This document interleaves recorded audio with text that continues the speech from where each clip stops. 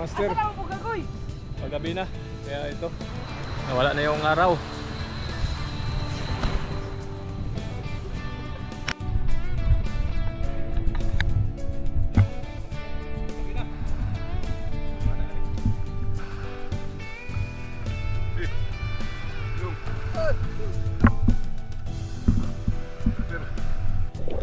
Unang isda sa gabing ito ay isang dalagang bukid. Nandito sa ilalim ng bato pumasok, kaya yan. Ang size na, kaya kinuha na natin mga kamaster at tayong pang sabaw nito.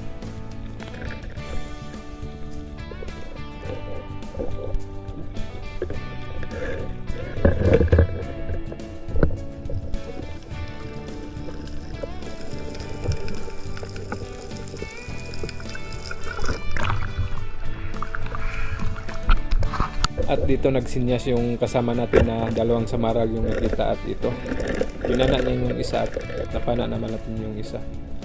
At nung pag-angat natin dito mga kamaster ay nagsinyas naman siya na nakawala yung napana niya, kaya ito dali-dali natin pinuntahan.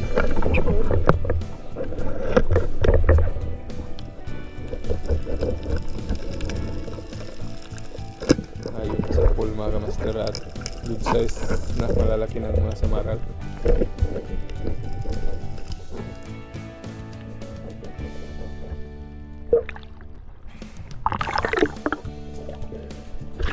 At dito nakapana tayo ng dalagang bukid.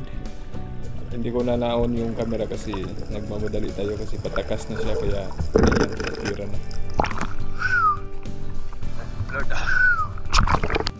At dito mga kamaster, nakakita tayo ng lipti dito sa bato, kaya yun sa pool. Maganda yung pagkatama natin, kaya hindi na nakapalag yung isda.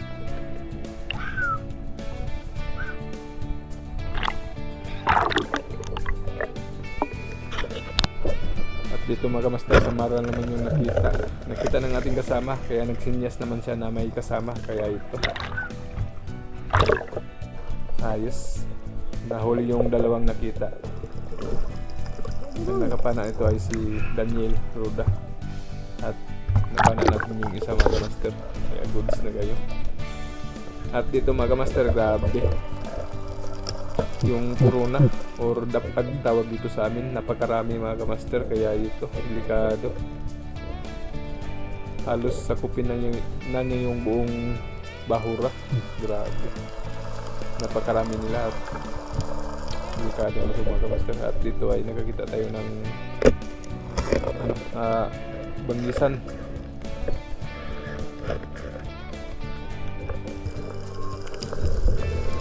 At dito naman mga kamaster, nakakita tayo ng dalagang bukid.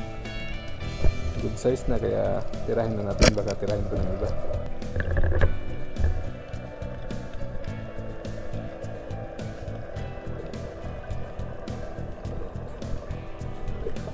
At sa pag-drop natin dito mga kamaster, nakakita tayo ng saguksok. Malapad na, kaya binira na natin to. At dito ay nakakita tayo ng pinagbabawal, pero ulam-ulam lang to, kaya walang bawal. Green lapu-lapu mga kamaster, at yun, malaki na, kaya goods na kayo.